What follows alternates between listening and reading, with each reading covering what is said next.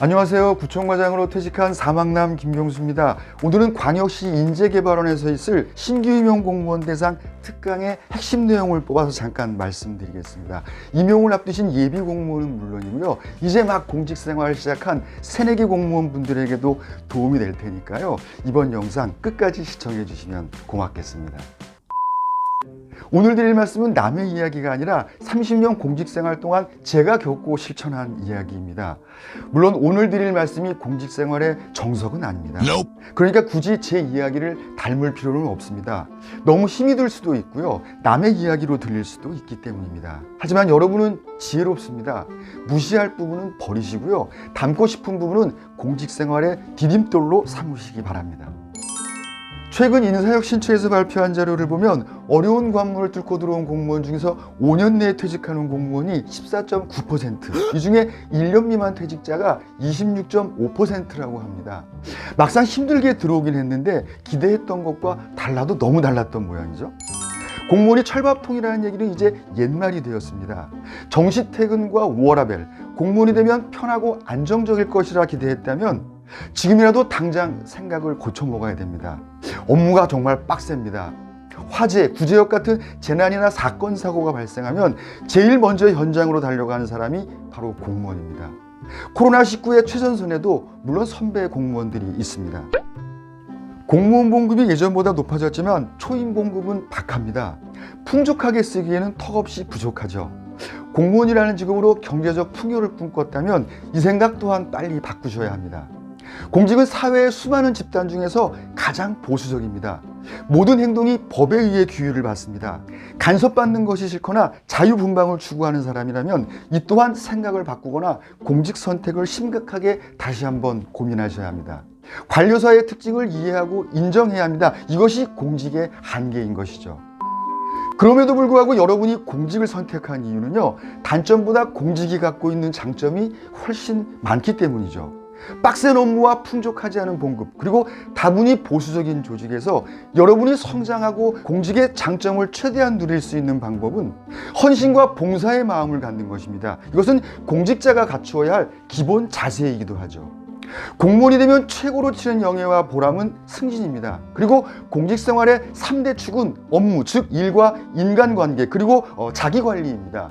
이 세 가지 축을 슬기롭게 즐기면서 만들어 가시면 굳이 승진을 쫓지 않더라도 승진이라는 선물을 덤으로 얻을 수 있습니다. 업무를 맡아 일을 처리하는 것은 공직에 있는 존재의 이유이고요. 승진을 빨리 하는 정도의 길은 업무로 승부를 거는 것입니다. 맡은 업무의 능력자로 인정받는 것입니다. 같은 업무를 보는 다른 주민센터, 다른 구, 다른 시 직원 중에서 고수가 되는 것입니다. 절대 하찮은 업무는 없습니다. 맡은 업무에서 고수가 되려면요, 정확한 업무 파악이 선행되어야 합니다. 선배에게 묻고 관계법령과 지침서를 통달해야 합니다. 업무가 숙달되면요, 업무 개선을 위해서 끊임없이 고민해야 합니다. 선임자가 하던 수준에서 멈추지 말고요, 내 업무로 영향을 받는 주민의 입장에서 편의와 개선을 위해서 끊임없이 고민하고 적용해야 하는 겁니다. 보고서만 잘 만들어도 공무원 생활에 반은 먹고 들어갑니다. 보고서를 처음부터 잘 만들 수는 없습니다. 문서를 공람하시다가요, 깔끔하게 잘 만들어진 보고서나 계획서가 눈에 띄면 다운받아 두시고요. 다른 것은 몰라도 보고서 작성에 관한 직무교육증은 꼭 받으시기 바랍니다. 따로 공부도 하셔야 합니다. 노력 이상의 결실이 분명히 기다리고 있습니다. 그리고 발표를 잘하는 것은 보고서 작성만큼이나 중요합니다. 공무원 생활을 차츰하다 보면 발표 기회가 하나둘씩 늘어납니다. 보고서와 발표는 철로의 양괴, 쌍두마차와 같습니다. 대부분 내가 만든 보고서나 계획서가 발표로까지 이어지기 때문이죠. 발표의 기회가 왔을 때 쭈삣쭈삣거리거나 나는 못해요 라고 굴러들어온 기회를 걷어차는 우를 범하지 말기를 당부드립니다. 부디 평소에 미리 발표 역량을 키우시기 바랍니다. 발표는 발탁의 기회입니다. 잘 만든 보고서와 멋진 발표는요, 여러분의 역량과 선입견을 재평가받는 소중한 기회입니다. 여러분, 맡은 업무를 잘 처리한다는 것은요, 내용을 충실하게 담는 것만큼이나 처리 기한이나 보고 타이밍을 넘기지 않는 것입니다. 오늘의 뉴스는 정보, 어제의 뉴스는 쓰레기라는 말이 있지 않습니까? 긴급을 요하거나 화급을 다투는 사안이 발생해서 신속하게 상황 보고나 결과 보고를 해야 될 때 잘 만들어 보겠다고 끌어안고 시간을 끌다가 상황이 종료가 되면요, 아무리 잘 만든 보고서라도 쓰레기통에 던져질 수가 있습니다. 업무의 사안에 따라서 처리나 보고의 적기를 잘 인식해야 합니다. 적시성을 놓치면요, 여러분의 이미지에 치명타가 될 수 있습니다. 업무를 잘 처리하는 건 못지않게 공직생활에서 중요한 또 하나의 축은 원만한 인간관계입니다. 세상에 독불장군은 없습니다. 더구나 공직생활은 더욱 그렇습니다. 다소 정적이면서 소문이 빠른 조직이 공직입니다. 향기나는 꽃에 벌과 나비가 모이는 법이죠. 원만한 인간관계란 동료로부터 좋은 평판을 받는 것입니다. 임용장 받고 부서 배치를 받으시면요, 많이 인사하고 많이 웃으시기 바랍니다. 인사를 잘한다고 당장 칭찬을 받는 것은 아니지만 인사를 안 하는 직원으로 찍히면 여러 면에서 보이지 않는 불이익을 받는 것은 분명합니다. 직장 생활에서 인사는 하면 기본이고 안 하면 손해인 것이죠. 웃는 것도 너무 실없이 아무 때나 웃으라는 것이 아니고요, 웃어야 할 때 웃으라는 것입니다. 퉁퉁 부은 동료 직원과 가벼운 말 한마디 건네기도 부담스럽습니다. 동료들을 불편하게 하는 찌푸린 표정은요, 직장 생활에 전혀 도움이 되지 않습니다. 다음은 가장 가까이 있는 사람과 친하게 지내는 것입니다. 같은 사무실, 같은 층에서 지금 근무하고 있는 동료들과 좋은 유대감을 유지하십시오. 선배 동료들은 철마다 자리를 이동하고 승진을 합니다. 만나면 헤어지고 헤어지면 또 만나게 되는 것이죠. 그러니까 지금 한 사무실에서 가장 가까이 있는 사람들과 친하게 지내는 것이요, 동료로 인맥도 쌓고 후원자를 만드는 가장 손쉬운 방법입니다. 동료 직원과 친하게 지내기 위해서는 관계의 질을 높여야 합니다. 관계의 질을 높이기 위해서는 나름 의식적이고 능동적인 행동이 필요합니다. 사람은 공돈이 생기거나 사랑을 나눌 때 즐거움과 쾌락을 느낍니다. 그런데 이보다 더 큰 쾌락은요, 내가 하는 말을 상대방이 진지하게 들어주고 반응을 보일 때입니다. 그러니까 말은 하되 동료에게 가벼운 질문을 하시고요, 경청하되 칭찬을 아끼지 않는다면 선배나 동료들은 여러분을 더 살갑고 친밀하게 대해줄 것입니다. 좋은 평판만으로 승진을 할 수 없지만 인간관계를 잘 유지하면 분명히 승진에 도움이 될 것입니다. 제가 승진이라는 단어를 좀 썼는데 사실 공직생활에서 승진보다 더 가치 있고 의미 있는 것은 자기 만족입니다.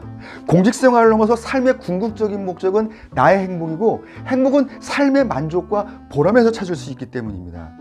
먼저 여러분만의 필살기를 한두 개 정도는 키워야 합니다. 특정 분야의 지식을 쌓거나 특별한 체험을 하거나 독특한 기술을 배우는 것도 괜찮습니다. 업무적으로 관련이 있든 없든 상관없습니다. 원래부터 내가 하고 싶었던 것일 수도 있고요, 직관적으로 떠오르는 것일 수도 있습니다. 그 분야는 남과 경쟁하는 것보다 only one, 유일하거나 희소성이 높은 것이라면 더욱 좋습니다. 물론 나의 즐거움을 넘어서 남들에게 유익을 줄 수 있는 것이라면 더더욱 좋습니다. 몸은 현재를 살고 있지만 머리는 10년을 설계하고 준비하십시오. 세상이 정말 빠르게 변하고 있습니다. 4차 산업혁명에 맞서기도 버거운 이때에 코로나19까지 덮쳤습니다. 전문가들은 AI가 인간의 능력을 넘어서는 시기를 2045년에서 2050년쯤으로 예상하고 있습니다. 2017년 정부는 인사비전 2045를 통해서 2045년까지 민원 공무원의 75% 이상을 로봇으로, 현장 공무원 등의 50% 이상을 로봇과 인공지능 서비스로 대체할 계획을 현재 추진 중에 있습니다. 여러분의 일자리 중에 50에서 80%를 로봇 공무원에게 빼앗기게 되는 것이죠. 이 엄중한 시기에 변화를 거부하고 코로나19 이전의 삶을 고집한다면 정말 멍청한 공무원입니다. 곧 다가올 미래에 무엇이 변하고 어떻게 변할지, 그것을 위해 지금 무엇을 준비하고 무엇을 배워야 할지, 이 물음에 답은 여러분이 고민하고 찾으셔야 합니다. 다음은 공직생활 중에 3권의 책을 쓰십시오. 제가 여러분에게 드리고 싶은 미션입니다. 먼저 수필집을 쓰십시오. 평소에 주변 일들을 의미 있게 관찰하고 메모하고 정리하는 습관을 들이신다면 충분히 가능합니다. 다음으로 전공 분야의 책을 쓰십시오. 자신의 분야에서 최고 지존이 된다면 이 책은 자연스럽게 만들어질 것입니다. 마지막으로 자서전을 쓰십시오. 여러분의 삶의 궤적이 후배 공직자들에게 큰 울림이 될 것입니다. 이것이 명품 인생입니다. 때로는 버겁고 지칠 수 있는 공직생활에서 삶의 만족과 보람을 찾을 수 있는 통로가 자기개발입니다. 더불어서 자기개발은요, 공직에서 업무 능력과 인간관계 개선에도 충분한 시너지 효과를 발휘한다는 것이죠. 네, 지금까지 슬기로운 공직생활, 즐거운 직장생활을 위한 몇 가지 팁을 말씀드렸는데요. 마지막으로 경계하고 삼가해야 할 주의사항 딱 3가지만 말씀드리고 마치도록 하겠습니다. 먼저 투덜거리지 마십시오. 불평불만은요, 몸으로 애써 이룬 것을 입으로 까먹는 멍청한 짓입니다. 다음은 일을 미루거나 대충대충 하지 마십시오. 대충대충 적당히는요, 여러분의 앞날을 가로막는 치명적인 내부의 적입니다. 마지막으로 동료를 뒷담화하지 마십시오.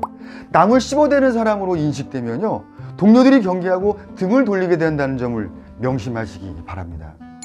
네, 오늘 영상을 시청하신 새내기 공직자 여러분, 공직의 첫 발을 내딛는 여러분은 한 분도 낙오되는 일 없이 업무와 인간관계 그리고 자기개발 모든 면에서 성공한 공무원으로 거듭나기를 소망하면서 마치도록 하겠습니다. 감사합니다. 네, 오늘 영상 괜찮으셨는지요? 도움되셨다면 구독과 좋아요 꾹 눌러주시면 고맙겠고요. 동료분들께 공유도 많이 해주시면 고맙겠습니다. 다음 시간에도 30년 공직생활에서 얻은 소중한 경험과 정보 함께 공유하도록 하겠습니다. 감사합니다.